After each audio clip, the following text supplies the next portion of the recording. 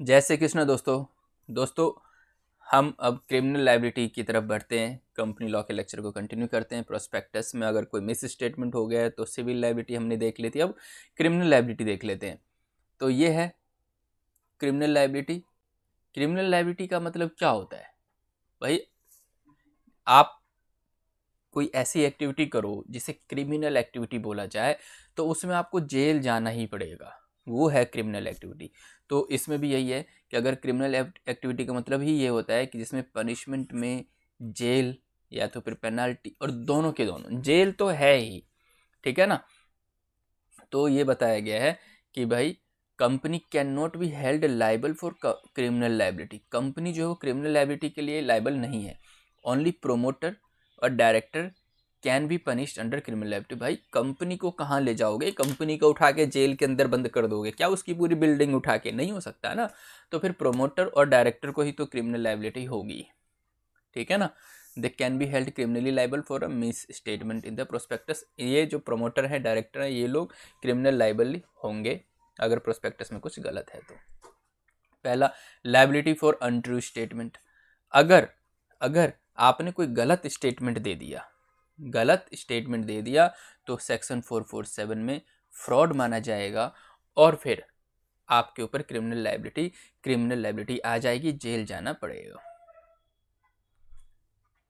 Penalty for fraudulent inducing person to invest money. किसी व्यक्ति को आपने फ्रॉडुलेंट, गलत तरीके से मोटिवेट किया कि भाई पैसा तू लगा यार, पैसे लगा कंपनी में, पैसा लगा, ठीक है ना। तो ये तरीके से, गलत तरीके से किसी को फोर्स किया आपने पैसे लगाने के लिए, तो भी आप फ्रॉड माने जाएंगे और आपके ऊपर क्रिमिनल लाइबिलिटी होगी। Now, issue and allotment of shares in fictitious name.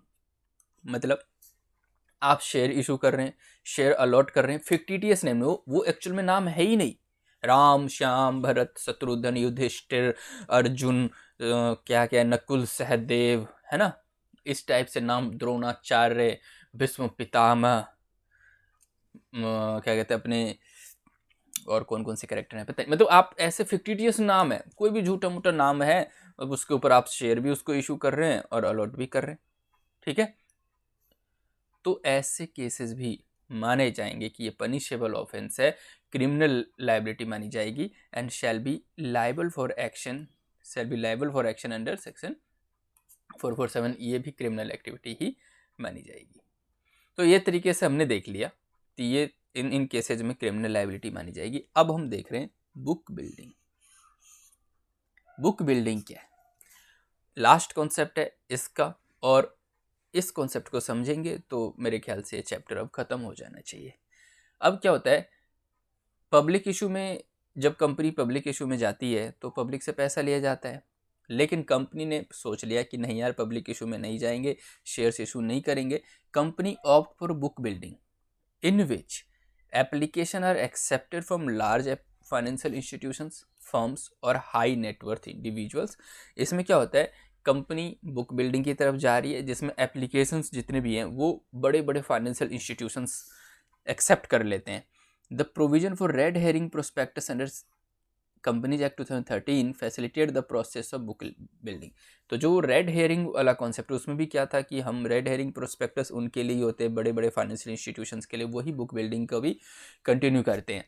Book building के अंदर एक ड्राफ्ट रेड हेयरिंग प्रोस्पेक्टस बनाया जाता है, इशू किया जाता है, और फिर रेड हेयरिंग प्रोस्पेक्टस को 3 दिन पहले, ऑफर के 3 दिन पहले, जिस दिन भी कंपनी और शेयर्स ऑफर होंगे, 3 दिन पहले इसको इशू कर दिया जाता है। Through the process of book building the issue price of security is determined on the basis of bids received by the company during bid. मतलब इस पे जो बिडिंग होती है, शेयर्स की बिडिंग होती है रेड हेरिंग प्रोस्पेक्टस के थ्रू, ये सारे फाइनेंशियल इंस्टीट्यूशन, फर्म और जो बड़े लोग हैं ये बिडिंग करते हैं, बोली लगाते हैं। The bids are vary between a floor price that is minimum price and 120% of the floor price. जो मिनिमम प्राइस है और जो 120% होगा फ्लोर प्राइस का, उसके बीच में वेरी करेगा। फिर जब क्लोजिंग हो जाएगा रिसीविंग बिड्स, तो इशू प्राइस सिक्योरिटी का तब डिटरमाइन होगा कि ये इतने पे बिडिंग होगी। In simple words, Book building is a process of determining price of securities on the basis of bids received by the issuer company along with book runner. मतलब book building एक ऐसा process है जिसमें ये हम price decide कर रहे हैं कि हमारे सिक्योरिटी, हमारे शेयर्स की प्राइस क्या होने वाली है, और वो उन कंपनीज के बिहाफ पे या उन कंपनीज के साथ डिसाइड होती है जो कंपनी उस बिडिंग में पार्टिसिपेट कर रही है। ठीक है। Interested investor place their bids for subscription of the securities at different price. जो भी कंपनी है जो पैसा बोली लगाने वाली है वो अपने अपने रेट दे देती है। अल्टीमेटली द प्राइस और quantum with maximum demands gate select. जो ज़्यादा प्राइस पे ज़्यादा शेयर्स ले रहा है उसकी डिमांड को सेलेक्ट कर लिया जाता है। मतलब इसमें छोटे मोटे इन्वेस्टर, मेरे और आपके जैसे इन्वेस्टर की बात नहीं हो रही है, ये बड़े लोगों की, बड़े फाइनेंशियल इंस्टीट्यूशन, बड़े कंपनी, जो बड़े नेटवर्थ वाले लोगों की बात हो रही है। ठीक है ना। तो अब देखो, book building can be done for 100% और 75% ऑफ द इशू साइज। मतलब या तो 100% जितने भी शेयर्स इशू हो रहे हैं उन सब की बुक बिल्डिंग हो जाए, या फिर 75% की। दो तरीके से बुक बिल्डिंग होती है। 100% book building, in this type of book building the whole issue is made through book building. सारी की सारी जो इशू है वो बुक बिल्डिंग के थ्रू, मतलब बिड में बोली लगाई जाएगी। इसमें पब्लिक को कोई ऑफर नहीं किया जाता। No offer to public to required to make whether the size of the issue, कि वट एवर द साइज है। मतलब कंपनी पब्लिक को ऑफर ही नहीं कर रहे हैं, वो सारे पब्लिक फाइनेंशियल इंस्टीट्यूशन बड़े बड़े लोगों को कर रहे हैं बिडिंग के लिए। नाउ 75% बुक बिल्डिंग, तो अंडर दिस 75% तो आप उसके लिए बिडिंग के थ्रू कर लो। जो 25% बच गया वो पब्लिक को ऑफर कर दो। जो 75% public is offer to the mutual funds, foreign institutional investors, high net worth investors, corporation, CTC who participate in the process of book building. वो बुक बिल्डिंग में जो भी पार्टिसिपेट कर रहे हैं 75% शेयर्स उनको चले जाएंगे, और बाकी के जो है वो नॉर्मल पब्लिक के लिए। अब है स्टेप्स क्या रहते हैं बुक बिल्डिंग प्रोसेस के। बुक रनर मतलब वो जो लोग उसमें बोली लगाएंगे। The issuer company proposes to come out with an IPO, appoints a lead merchant banker as a book runner. जो बड़े बैंकर हैं, लीड मर्चेंट बैंकर हैं, उनको बुक रनर अपॉइंट करना होता है। ड्राफ्ट प्रोस्पेक्टस, मतलब रेड हेरिंग प्रोस्पेक्टस ड्राफ्ट बनाया जाएगा। फिर रेड हेरिंग प्रोस्पेक्टस इशू किया जाएगा, और उसमें मिनिमम प्राइस जो है, फ्लोर प्राइस और जो 120% के बीच में वेरिएट करेगा, वो इसमें यहाँ पे वही सारी बात है जो दी गई है। फिर filing the red herring prospectus, 3 दिन पहले जो ऑफर के लिए जो ऑफर किया जाएगा शेयर्स, उससे 3 दिन पहले फाइल करना होगा रेड हेरिंग प्रोस्पेक्टस। फिर अपॉइंटमेंट ऑफ सिंडिकेट मेंबर्स, जो भी mutual fund, merchant banks, book runner, जो भी लीड करने वाले, जो बोली लगाने वाले, उन सब की अपॉइंटमेंट होगी कि भाई ये लोग इसमें स्टॉक ब्रोकर हैं। ये सारे, मतलब वो सारे शेयर्स वो लोग खरीद लेंगे, फिर वो सेल आउट करेंगे। सर्कुलेशन, जो ड्राफ्ट प्रोस्पेक्टस है वो सर्कुलेट किया जाएगा इंस्टीट्यूशनल इन्वेस्टर को और उन सारे मेंबर्स के बीच में जो उसमें बोली लगाने वाले हैं। फिर है building up on an order book, एक ऑर्डर बुक बनाया जाएगा, जैसे कि syndicate member help in creation of demand, ताकि वो डिमांड क्रिएट कर सके। And they ask the high net worth investor, foreign investor और फाइनेंशियल इंस्टीट्यूशंस, कॉर्पोरेट फर्म्स। मतलब जो बैंकर है, जो सिंडिकेट मेंबर है, वो एक लिस्ट तैयार कर लेंगे उन सारे इन्वेस्टर्स की जो इसमें पैसा लगाने वाले हैं, ताकि डिमांड क्रिएट हो सके, और फिर उसमें जो हाई डिमांड देगा, हाई प्राइस पे देगा, उसको दे दिया जाएगा। फिर उसके बाद जो हाई प्राइस पे, मार्केटिंग क्लियरेंस प्राइस, जिस पे हाई प्राइस की बोली लगाई गई है, वो डिटरमाइन होगा कि ये इसका इशू प्राइस होगा। बेसिकली बुक बिल्डिंग है ही क्या, शेयर्स और सिक्योरिटीज की इशू प्राइस को डिटरमाइन करने के लिए। फिर लास्ट 9 है एलोकेशन। फिर एलोकेशन कर दिया जाएगा सेबी गाइडलाइंस के अकॉर्डिंग कि भाई कौन कौन से बायर्स क्वालिफाइड हुए हैं, किन किन, कौन कौन से बीडर हैं, किन किन की बोली सेलेक्ट हुई है, उनको अलॉटमेंट मिल जाएगी 15 दिन के अंदर अंदर, जिस दिन क्लोजिंग डेट हुई है इशू की। फाइनल प्रोस्पेक्टस, फिर उसके बाद 2 दिन के अंदर अंदर 2 days of determination of issue price, जिस दिन इशू प्राइस डिसाइड हो गया, एक्नोलेजमेंट हमने सेबी से एक्नोलेजमेंट मिल गई, कंपनी को फाइनल प्रोस्पेक्टस आरओसी को फाइल करना होता है। फिर लिस्टिंग ऑफ सिक्योरिटीज, फिर सिक्योरिटीज़ को लिस्ट किया जाएगा सेबी के थ्रू। कंपनी को अपने स्टॉक एक्सचेंज में शेयर्स को लिस्ट करो 12 दिन के अंदर अंदर, जब भी पब्लिक इशू क्लोज होगी। ये सारे एक प्रोसेस थे बुक बिल्डिंग के। Now advantages of book building process, इसके एडवांटेजेस क्या है, नॉर्मल पब्लिक के पास जाने की ज़रूरत नहीं है, इससे कॉस्ट कम हो जाएगी। लिमिटेड नंबर ऑफ इन्वेस्टर आते हैं, कुछ बड़े बड़े लोग आ जाते हैं, वो कंपनी के शेयर्स ले लेते हैं।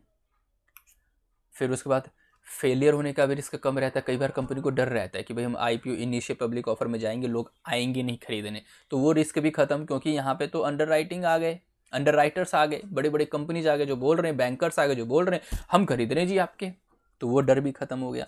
It helps in evaluating the true intrinsic value, और इसमें एक्चुअली उसके शेयर्स की क्या वैल्यू होनी चाहिए उसमें भी हेल्प कर देता है। कंपनी अगर आईपीओ में जाएगी 10 रुपये 20 रुपये, और इसमें एक सही वैल्यू आ जाती है, भाई कंपनी बोली लगा रही है, बोली के बेसिस को पता चल जाता है उसके शेयर्स की क्या वैल्यू है, तो ये सब एडवांटेजेस हैं।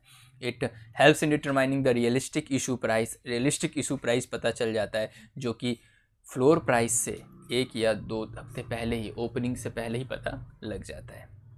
लेकिन डिसएडवांटेजेस क्या है?